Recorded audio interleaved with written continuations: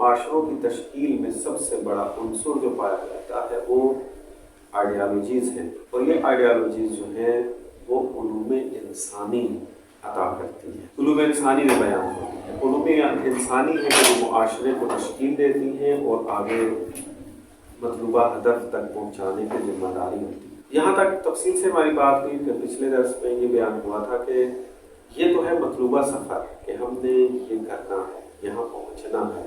اس تک پہنچنے کے لیے ہمیں مزید کیا مرحلے انجام دینے، اس میں عرض کیا تھا کہ سب سے پہلے جو چیز آتی ہے وہ آپ کی تھیوریٹیکل بیس جو ہے وہ مضبوط ہونا ضروری ہے ہر انسان کا۔ وہ ایسے ہی ہے، آپ چاہے کسی بھی پریکٹیکل زندگی کو دیکھ لیں، کسی بھی ریلیجن کو دیکھ لیں، کسی بھی تہذیب کو دیکھ لیں، جب تک ان کے جو بنیادیں ہیں، ان کی بنیادیں ہیں وہ مضبوط نہیں ہوتی، ان کی بیسکس واضح نہیں ہوتی، وہ تہذیبیں کبھی بھی لمبے عرصے کے لیے بھی نہیں چل سکتی، اور انسان اس تہذیب کا کبھی دفاع بھی نہیں کر پاتا۔ یہ معمول ہمارے سامنے ہے۔ تو بس اس کا مطلب کیا ہے؟ اس کا مطلب یہ ہے کہ انسان پہلے اپنی بنیادوں کو دیکھے، یا جس نظریے کی طرف، جس مطلوبہ ہدف کی طرف جانا چاہتا ہے وہ دیکھے کہ کن بنیادوں پہ کھڑا ہے، اس کی شناخت حاصل کرے۔ جب اس کی شناخت حاصل ہو جائے گی تو پھر اس نظریے کی بات، وہ مطلوبہ ہدف بھی سمجھ میں آ جائے گا، اور اس کے مد مقابل جو مختلف نظریات موجود ہیں، مختلف اہداف موجود ہیں، ان کو بھی کرٹیسائز کر سکے۔ مثلا جیسے میں نے آپ کو پہلے بیان کیا تھا کہ اگر آپ مہدویت کی بات کرتے ہیں تو ہندوازم بھی ایسے زمانے کا انتظار کر رہا ہے جہاں پہ ظلم و جور نہیں ہوگا، یہودیت مذہب بھی جو ہے وہ اسی زمانے کا انتظار کر رہا ہے۔ اسی وجہ سے وہ یہ جو فلسطین کا جھگڑا چل رہا ہے وہ کوئی زمینوں کا جھگڑا تو نہیں ہے، وہ جھگڑا جو ہے وہ اس فکری جھگڑا ہے کہ وہ قائل ہے کہ جناب عیسیٰ جو ہے وہ ظہور کریں گے، اور یہ زمین جو ہے وہ ہماری ہے، اور یہاں سے جو ہے یہ سارا وہ آرماگیڈن کا ایک تصور ان کا جو پایا جاتا ہے، اس طرح کی جو چیزیں وہ ساری کی ساری وہ اس زمین کے اوپر ہوتی ہے۔ تو لہٰذا یہاں وہ بڑے اپنے تھیوریٹیکل، اپنی مذہب کے عقائد کے مطابق یہ کام کرتے، تو وہ بھی اسی کا انتظار کر رہے ہیں، درست ہے۔ اسی طریقے سے وہ کہ جو مادی فلسفے پر یقین رکھتے ہیں وہ بھی انتظار، وہ کہہ رہے ہیں کہ مثلا دیکھیں، اس کی ایک مثال دیتا ہوں آپ کو۔ مثلا ہمارے پاس ایک فلاسفر ابن خلدون ہے، ٹھیک ہے، وہ کہتا ہے کہ جو مہدویت ہماری روایتوں میں ذکر ہوئی ہے وہ اس طرح نہیں ہے جس طرح پیش کی گئی ہے۔ ہمارے نزدیک تفسیر کیا کی جاتی ہے، یا اہل سنت بھی ایک حد تک تفسیر میں ہمارے ساتھ متفق ہیں کہ ایک زمانہ آئے گا کہ جہاں پر ایک الہی نمائندہ ظہور کرے گا یا پیدا ہوگا کہ جو ایسا معاشرہ تشکیل دے گا کہ جو ظلم و جور سے خالی ہوگا، عدل و انصاف کا بول بالا ہوگا، تمام حقوق خیال کیے جائیں گے۔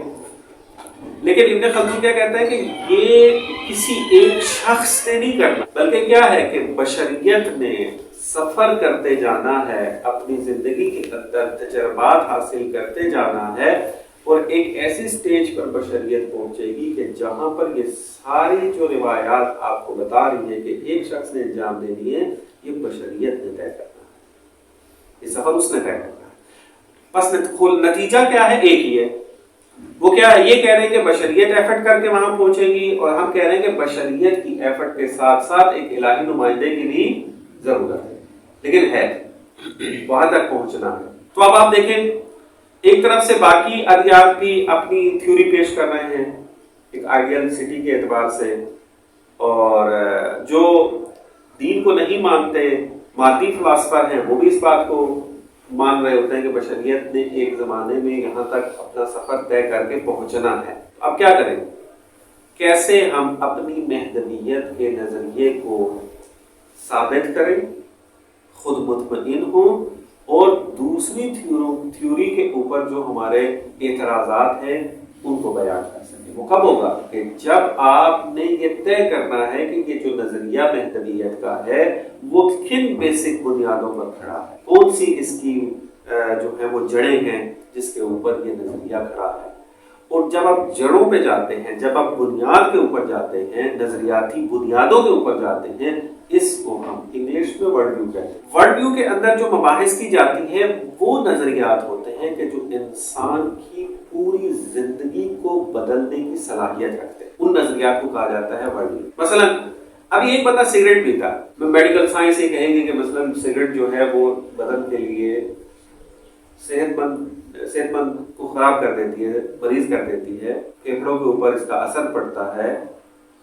تو ابھی آپ ایک بندے کو سگریٹ چھڑوانا چاہتے ہیں یا چھوڑنا چاہتے ہیں تو آپ زیادہ سے زیادہ یہی کریں گے جو میڈیکل سائنس نے جو مضرات اس کے لیے بیان کیے ہیں اس کی لسٹ بنائیں گے اور اس کو آگے کہیں گے کہ یہ نقصانات اٹھانے پڑیں گے مستقبل میں، لہذا یہ سگریٹ چھوڑ دو۔ سگریٹ کا چھوڑ دینا یا ان مضرات کا اس کو بتا دینا یہ اس کی زندگی کے ایک چھوٹے سے حصے کو فقط تبدیل کرے گا، پوری زندگی پہ اثر انداز نہیں ہو رہا۔ لیکن اگر کوئی انسان کہے کہ اس زندگی کے بعد کوئی دوسری زندگی ہے ہی نہیں، جو کچھ بھی ہے وہ یہی دنیا ہے، اس کے بعد کوئی زندگی نہیں ہے، انسان نے یہاں پر زندگی گزار کے مادیات سے استفادہ کر کے اس دنیا سے چلا جانا ہے اور ختم نابودی بس، اگر وہ یہ نظریہ اختیار کرتا ہے۔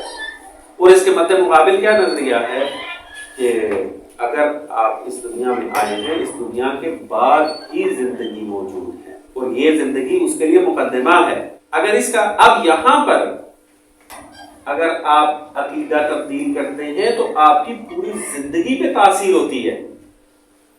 یعنی اگر آپ قیامت اور آخرت کے عقیدے کو مانیں تو آپ کی زندگی اور طرح ہوگی پوری کی پوری، اور اگر آپ آخرت کا انکار کر دیتے ہیں تو آپ کی پوری زندگی کسی اور طریقے سے گزرے گی۔ ایسا یا نہیں؟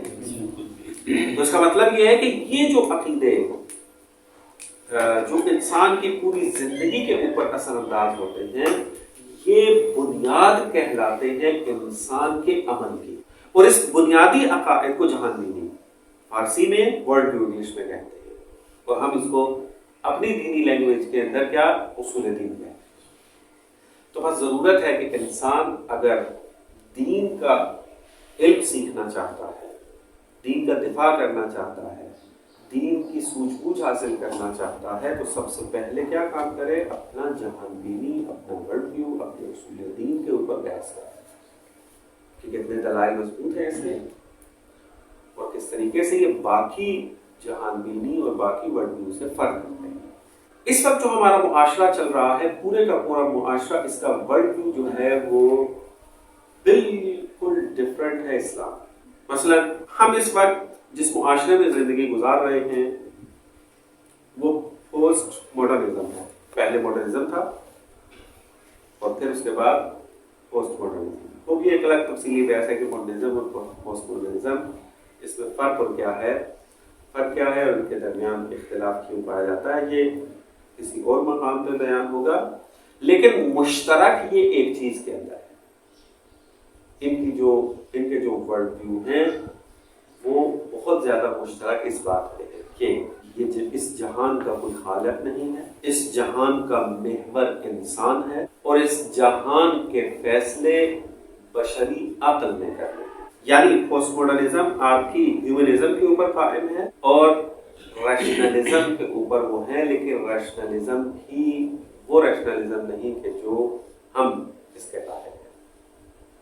یعنی اس پوسٹ ماڈرنزم کے اندر جو ریشنلزم پائی جاتی ہے، عقل پسندی جو پائی جاتی ہے وہ مادی ہے، ٹول کے طور پر ہے۔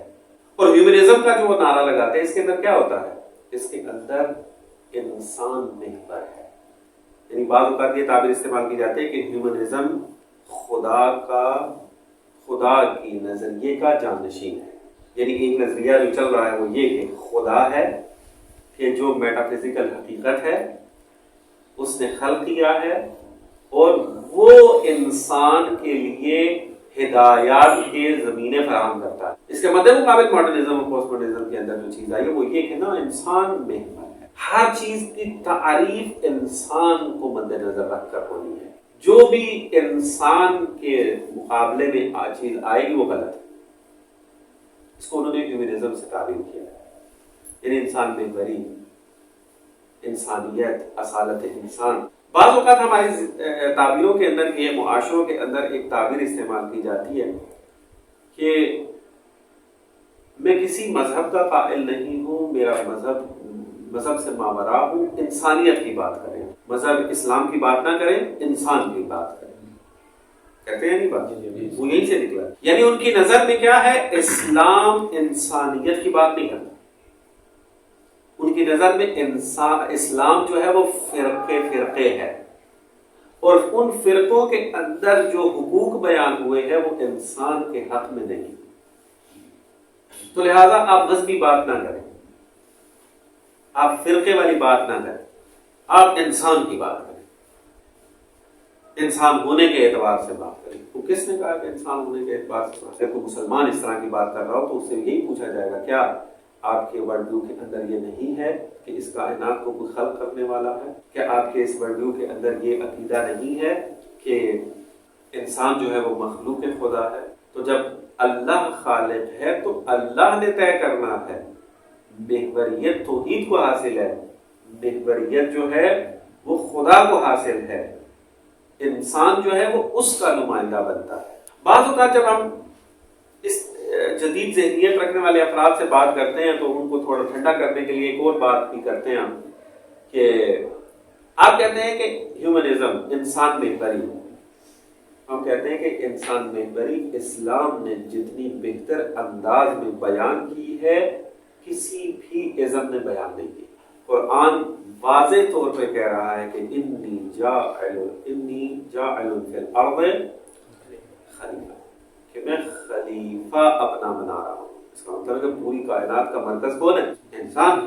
چونکہ خلیفۃ اللہ ہے، اللہ کی رہبری کے لیے کام کرنا ہے اس نے، تو انسان میں تو یہاں بھی پایا جاتا ہے. لیکن جیسے میں نے پہلے عرض کیا تھا، ہماری انسان محوری کے جو بنیادی چیز ہے وہ کیا ہے؟ یہاں پر انسان کامل جو ہے وہ خلیفۃ اللہ ہے، اور ماڈرنزم اور پوسٹ ماڈرنزم کا انسان جو ہے وہ خود مستقل ہے، کیونکہ خدا کے ایک نظریے کو نہیں. جو انسان کے بارے میں ہمارا نظریہ ہے وہ یہ کہ انسان جو ہے وہ دو پہلو حقیقت ہے، ایک اس کا بدن مادی ہے اور ایک اس کا معنوی پہلو ہے جسے ہم لوگ سے یاد کرتے ہیں. لیکن ماڈرنزم اور پوسٹ ماڈرنزم کا انسان جو ہے وہ مادی محض ہے، وہ خلاصہ ہو جاتا ہے اس باڈی کے اندر کہ جو اس وقت ہمارے پاس موجود ہے. انسان بس یہی ہے. اگر آپ نے انسان کے لیے کچھ کرنا ہے تو اسی کی ضروریات کو پورا کرنا ہے. اسی وجہ سے آپ دیکھ لیں کہ اقتصاد کے اندر بھی سب سے بڑا ہدف اور سیاست کا بھی سب سے بڑا جو ہدف بیان کیا جاتا ہے کہ آئیڈیل پولیٹیکل سسٹم کون سا ہوگا کہ جو انسانوں کو اس کی مادی ضروریات بہترین انداز میں فراہم کرے گا. ایسا ہے نہیں؟ رفاہ عامہ جو زیادہ سے زیادہ جو ہے وہ دے گا، وہ کیا ہے؟ بنیادی طور پہ وہ بہترین سسٹم کہلائے گا. تو کیا آیا یہ والی ڈیفینیشن یہ ہم اسلام کے اوپر بھی تطبیق کر سکتے ہیں؟ ممکن ہے کہ ایک سیاسی نظام مکمل طور پر مادی ضروریات کو فراہم کر رہا ہو، لیکن اس کے اندر اس نے فضا ایسی بنائی ہو کہ وہ کبھی خدا کی طرف سفر نہ کر سکے. جیسا کہ آج ایک نمونہ اس کا اپنے معاشروں میں دیکھیں. اگرچہ یہاں پر ابھی سیاست اپنی آئیڈیل سچویشن میں نہیں ہے، لیکن فرض کر لیں کہ یہ جو ہمارے سیاست مدار یا ہماری عوام چاہتی ہے کہ بہترین سسٹم آئے یہاں پر سیاسی، تو ان کی نظر میں کیا ہے بہترین یہی ہے کہ مہنگائی نہ ہو، درست ہے، امنیت ہو، آزادی ہو، درست ہے، یہ سب چیزیں ہیں. تو اس کے اندر فقط یہی چیز کافی ہے ایک سیاسی نظام کے لیے، یا نہ سیاسی نظام نے وہ میدان بھی فراہم کرنا ہے کہ اگر کوئی اپنے دینی اصولوں کے مطابق چل کے خدا کی طرف سفر طے کرنا چاہتا ہے تو اس کو وہ اچھے انداز میں طے کر سکے. یہ ذمہ داری بھی سیاست کی آتی ہے اسلامک پوائنٹ آف ویو سے. اور یہ ڈیفینیشن فرق کیوں پڑ رہی ہے؟ نظام کی ڈیفینیشن اور اس کی ذمہ داری میں فرق کیوں پڑ رہا ہے؟ چونکہ اس کی جہاں دینی اور ورلڈ ویو اور ہے، اس کا ورلڈ ویو اور ہے. یہ جس انسان کے لیے سیاسی نظام لانا چاہتا ہے وہ انسان ہے مادی، اور یہ سیاست جو سسٹم آنا چاہتا ہے اسلام کے مطابق وہ اس انسان کے لیے ہے کہ جو انسان دنیاوی بھی ہے اور اخروی بھی ہے. دنیا میں بھی اس نے زندگی گزارنی ہے اور اس دنیا سے اس نے ذخیرہ لے کر جانا ہے آخرت کے اندر بھی. اور ایک سیاسی نظام کی ذمہ داری بنتی ہے کہ وہ اس دونوں دنیا کے لیے اس کے لیے بہتری لے کر وسائل فراہم کرے. جس طرح روٹی کپڑا اور مکان کے وسائل فراہم کرنے ہیں، اسی طریقے سے معنوی زندگی کے بھی وسائل فراہم کرنا ایک سیاسی نظام کی ضرورت ہے، وظیفہ ہے اس میں. تو آپ دیکھیں کہاں فرق آ رہا ہے، ورلڈ ویو کے اندر فرق آ رہا ہے. تو اس کا مطلب کیا ہے؟ اس کا مطلب یہ ہے کہ ہمیں سب سے پہلے ورلڈ ویو سمجھنے کی ضرورت ہے، اپنے عقیدوں کو سمجھنے کی ضرورت ہے. توحید کا عقیدہ کیا ہے، تب جا کے آپ باقی کام جو ہے وہ کر سکیں گے. آپ ہیومن سائنسز کے اوپر جو میں نے آپ کو بات کی تھی، ہیومینٹیز کے اوپر کام کرنا ہے، تو ہیومینٹیز کے اوپر جو کام کرنے کی ضرورت ہے اس کے اندر سب سے پہلے یہ طے کرنا ہے کہ کس انسان کے لیے ہیومینٹیز ہیں، تب آپ ایک بہترین نظام بنا سکیں گے. اور دوسری طرف سے ہم دیکھتے ہیں کہ ہمارے اس جہان بینی اور ورلڈ ویو کی کمزوری کی وجہ سے آج دین سے دوری ہوتی جا رہی ہے. دین سے دوری اس وجہ سے نہیں ہے کہ دین کے اندر صلاحیت نہیں ہے کہ آج کے بشر کے سوالوں کا جواب دے سکے. دین سے دوری کا سبب یہ ہے کہ ہم دینی معلومات اچھے طریقے سے نہیں رکھتے. چونکہ دینی معلومات ہماری کم ہیں، جیسے ہی ہم معاشرے میں اترتے ہیں معاشروں کے اندر موجود چیلنج کا سامنا کرنا پڑتا ہے، کمزور ہوتے ہیں اپنی ورلڈ ویو کے اندر، فوراً متاثر ہو جاتے ہیں اور اس طرف چل لیتے ہیں. آج جو آپ کو ایک روشن فکر نوجوان نظر آتا ہے، آج اگر آپ کو یہ شعار سننے کو مل رہا ہے کہ جوان تیزی کے ساتھ دین سے دور ہو رہے ہیں، اور پھر بعض اوقات یہ نتیجہ لیا جاتا ہے ان لوگوں کی طرف سے جو دین کو نہیں مانتے کہ اگر دین کے اندر طاقت ہوتی تو یہ دن دیکھنے نہ پڑتے. تو یہ ہماری وجہ سے ہے کہ جہان بینی مضبوط نہیں ہے. ہم ذمہ داری نہیں سمجھتے ہیں کہ اپنے بنیادوں کو مضبوط کریں کسی بھی فیلڈ میں رہ کر. ہمارے ذہنوں میں یہ آ چکا ہے کہ دین کی تعلیم حاصل کرنا جو ہے وہ مدرسوں کا کام ہے اور ہمارا کام ہے دنیاوی جو پوسٹیں ہیں ان کو سنبھالنا. ہم اپنا کام کریں گے، یہ اپنا کام کریں گے. یہ تاثر لینے کے بعد جب یہ معاشرے میں اترتے ہیں، چونکہ دوسری طرف سے والوں نے تو یہ سوچا ہوا، دوسرے طرف والوں نے سوچا ہوا ہے کہ آپ کو مادی سسٹم بھی ہم نے دینے ہیں، آپ کی سوچ بھی ہم نے بنانی ہے، آپ نے وہی کرنا ہے جو ہم کہیں گے، آپ نے وہی سوچنا ہے جو ہم سوچیں گے. لیکن ہمارے مسلمان جوان نے یہ سمجھا ہوا ہے کہ عمل جو چاہیں ہم کریں گے، جو سوچنا ہے وہ امامے کا کام ہے. کہ دین کیا کہتا ہے، سوچنے سے مراد یہ ہے باہر سوچ تو ہر انسان کا، یعنی دین کے بارے میں سوچ وچار کہ امامے میں کرنی ہے یا ایک مدرسے میں کرنی ہے. ہمارا کام ہے روزی روٹی کمانا، زیادہ سے زیادہ دیندار ہو گئے تو ان اداروں کو سپورٹ کر دینا. لیکن دوسری طرف والا جو مکتب ہے وہ یہ نہیں قائل ہے، وہ کہتا ہے کہ سب کام میں نے کر کے دینے. تو اب وہ جب آپ کے لیے سسٹم بنا کر لاتا ہے تو وہ پھر ان سسٹم میں اپنی چونکہ بغیر بنیاد کے سسٹم جو بغیر بنیاد کے تو نہیں ہوگا، تو آپ جیسے سسٹم کو پڑھتے ہیں تو وہ آپ کو اس کی بنیادیں بھی پڑھاتے ہیں. کہ اگر مثلا آپ پولیٹیکل سائنس اگر کوئی پڑھ رہا ہو تو وہ اگر ڈیموکریسی یا لبرل ڈیموکریسی یا بادشاہی نظام اس کا پڑھ رہا ہوگا تو یہ بات بھی بتا رہے ہوں گے کہ ان کی بیسک بنیادیں کیا ہیں، یہ کن اصولوں کے اوپر کھڑے ہوئے ہیں. تو جب وہ اصول پڑھا رہے ہوں گے تو اصول پڑھانے کا مطلب یہ ہے کہ وہ آپ کو اپنا دین پڑھا رہے ہیں. اور ہمارے جوان نے کیا طے کیا ہوا ہے، ہم نے اپنا دین خود نہیں پڑھنا، کسی اور نے پڑھنا ہے، جب ضرورت پڑے گی تو اس سے ہم نے پوچھ لینا ہے. لیکن دوسرے مکتب والے آپ کے گھروں میں آ کے اپنا دین پڑھا رہے ہیں اور آپ پڑھ رہے ہیں. وہاں نہیں کہتے کہ ہم تو اپنی روزی روٹی کمائیں گے، ہم اپنے اصول جو ہے وہ آپ اپنے کیا تھنک ٹینک جو آپ کے بیٹھے ہوئے وہ پڑھیں، ہم یہ کریں گے نا.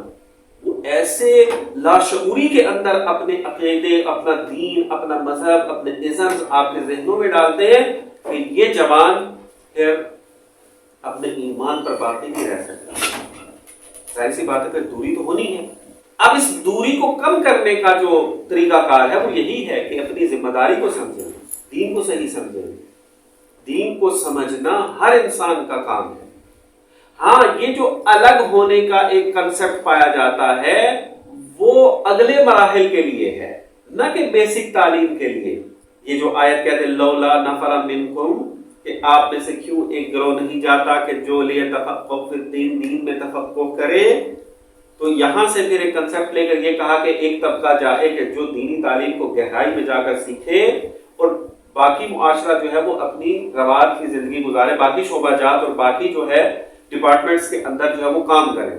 تو اب اس جدائی سے یہ تصور لے لیا گیا کہ ابتدائی دین سے لے کر آخری فہم تک سارے کا سارا کام جو ہے وہ مدرسے نے کرنا ہے.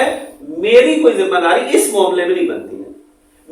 میری ذمہ داری فقط یہ بنتی ہے کہ میں نے دنیاوی تعلیم پڑھنی ہے اور نیک اگر بننا ہے تو نماز روزے کے ساتھ ان اداروں کو سپورٹ کر دینا ہے. دین سے دوری کہاں ختم ہوگی؟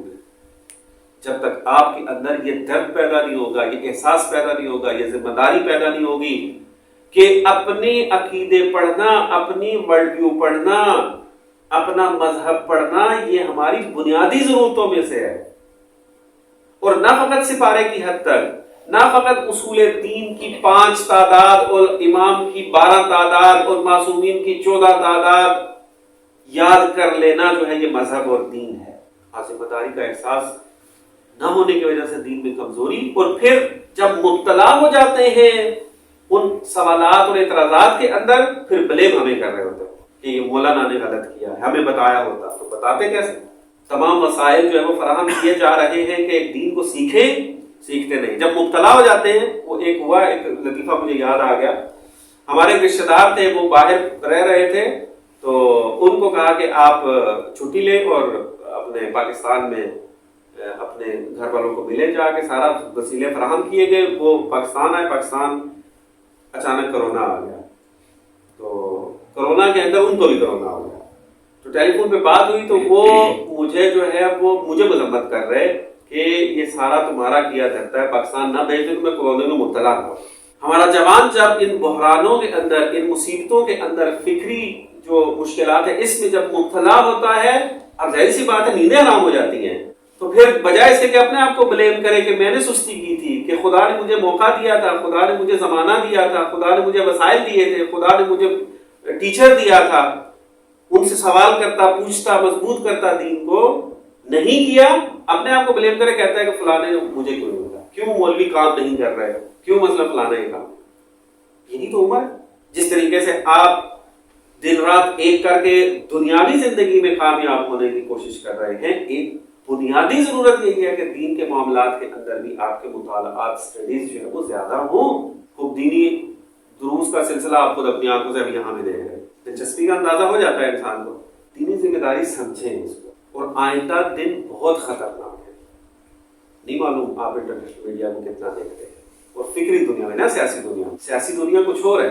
اب علمی دنیا کو سوشل میڈیا کے اوپر دیکھیں کہ علمی دنیا میں کیا کچھ ہو رہا ہے، تو پھر آپ کو پتا چلے گا آئندہ 5 سے 10 سال کے اندر آپ کو کن چیلنجوں کا سامنا پڑے گا.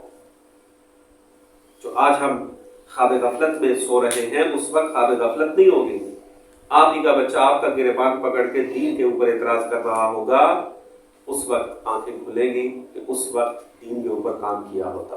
ابھی رات ہی کی بات ہے، ایک دوست میرے گھر آیا ہے اور آ کے کہتا ہے کہ سوشل میڈیا کے ذریعے میرا بچہ تشیع سے باہر نکلنے کے دہانے پر ہے، اور وہ دوست میرا 20 سال میرے ساتھ پڑھتا رہا. اور جو دین کے اندر کام کر رہے ہیں ان کے گھروں میں بعض اوقات یہ حالت بنتی ہے، تو آپ اپنے گھروں کی حیثیت تو دیکھیں کہ آپ کو کیا چیلنج درپیش ہونے والے ہیں. اس کو ہینڈل کون کرے گا؟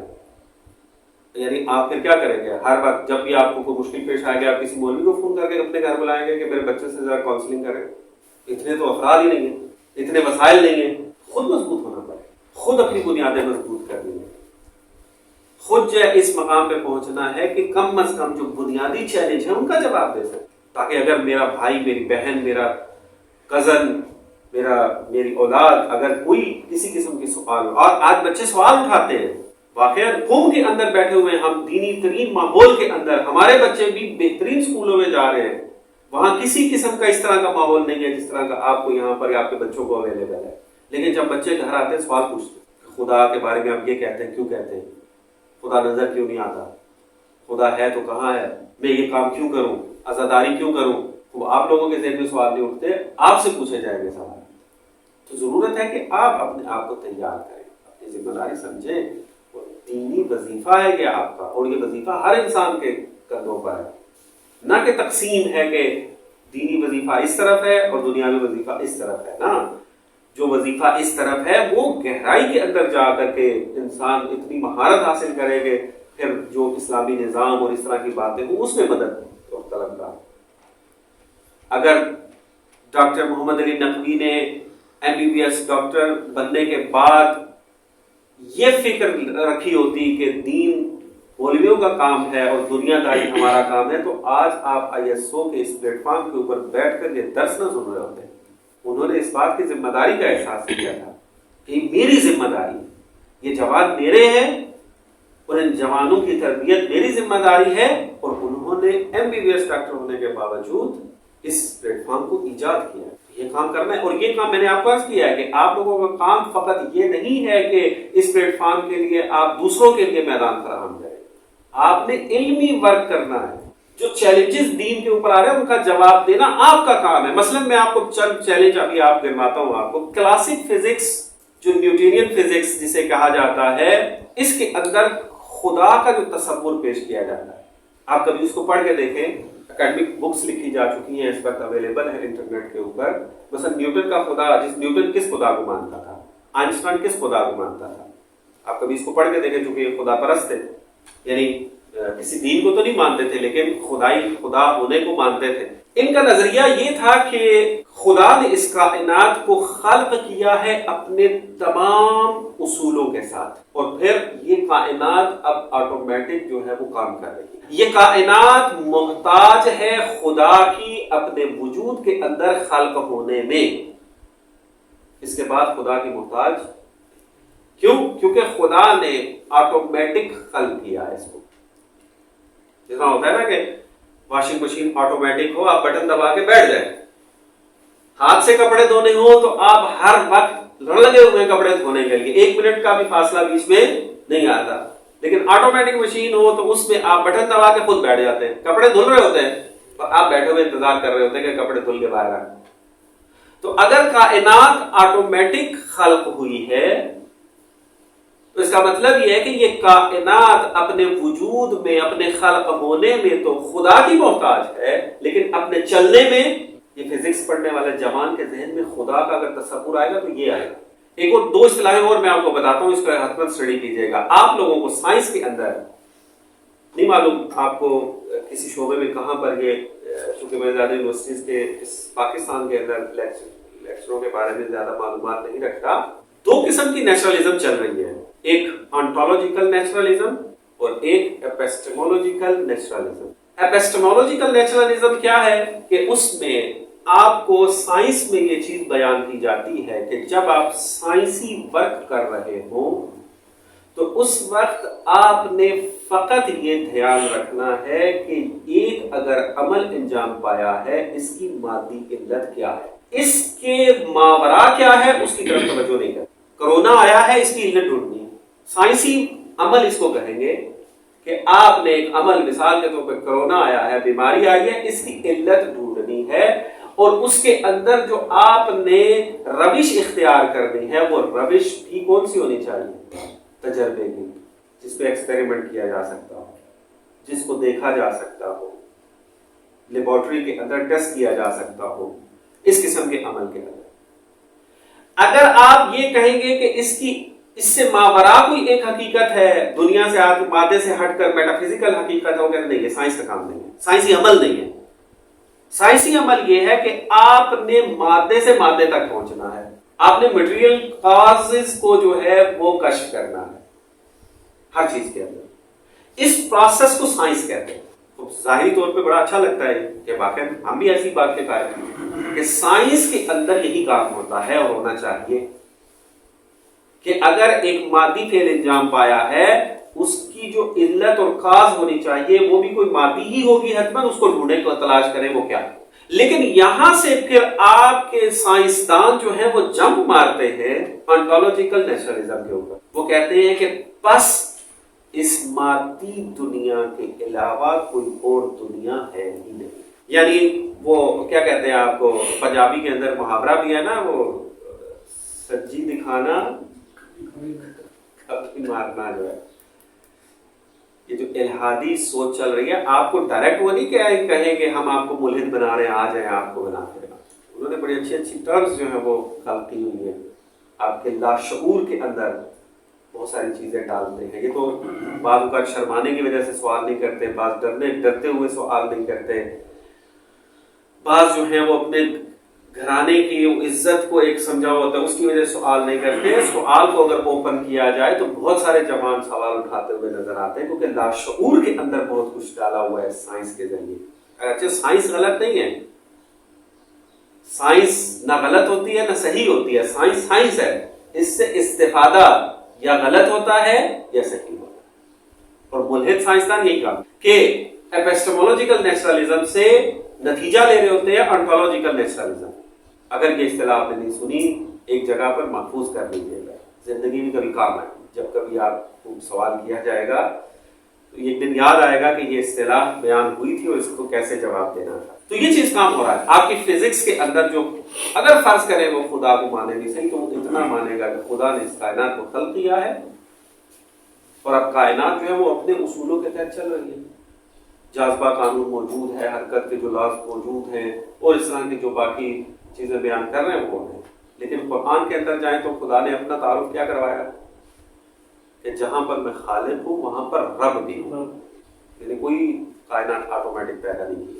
اس آٹومیٹک کائنات کا ایک نظریہ جو ہے ولیم پیلی نے جو دیا تھا، اس نے نام رکھا تھا اس کا واچ میکر. یعنی گاڈ کی جو حیثیت ہے وہ کیا ہے؟ واچ میکر کی ہے. جس طرح گھڑی بنانے میں ایک انسان کی محتاج ہے، لیکن گھڑی ساز اس طریقے سے گھڑی بناتا ہے کہ اگر گھڑی ساز مر بھی جائے گھڑی اپنا کام کرتی رہتی ہے، مداخلت کی بھی ضرورت نہیں.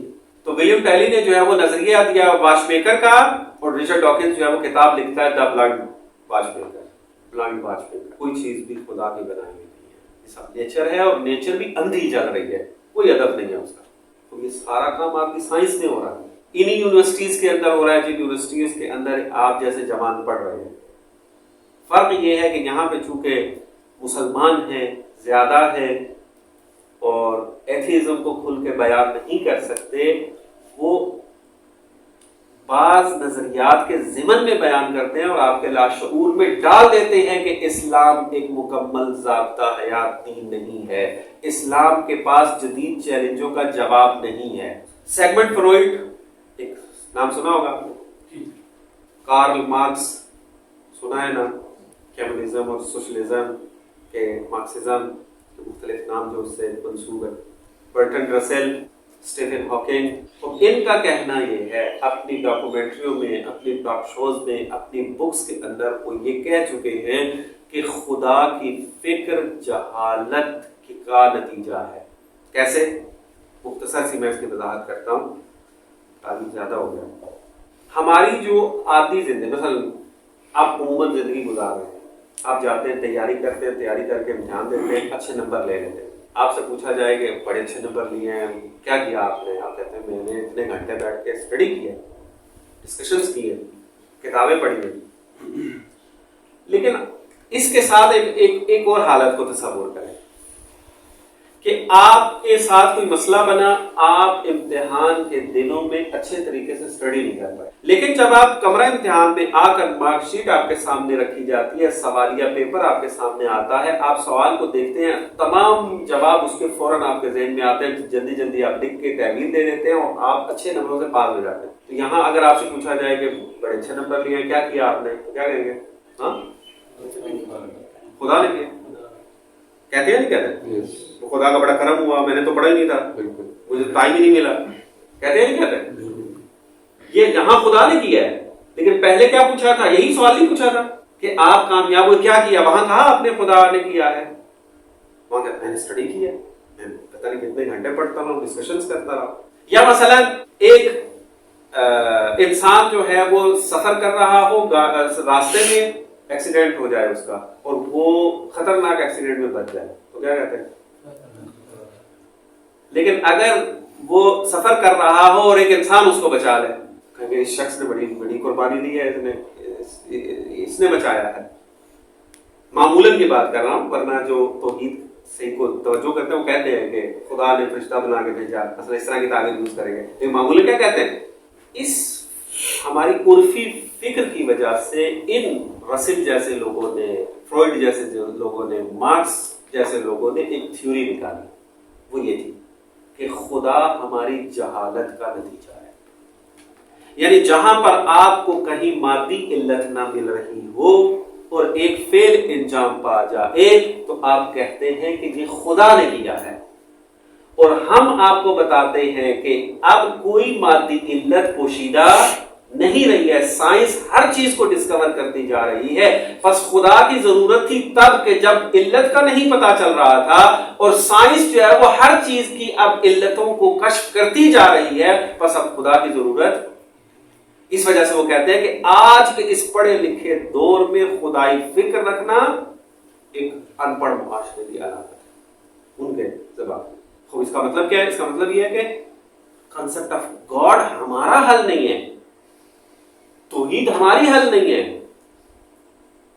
قرآن تو چیخ چیخ کے کہہ رہا ہے کہ توحید یہ ہے کہ یہود قالت الیہود ید اللہ مغلولہ، کہ یہودی یہ کہا کرتے تھے کہ اللہ کے ہاتھ بندے ہیں.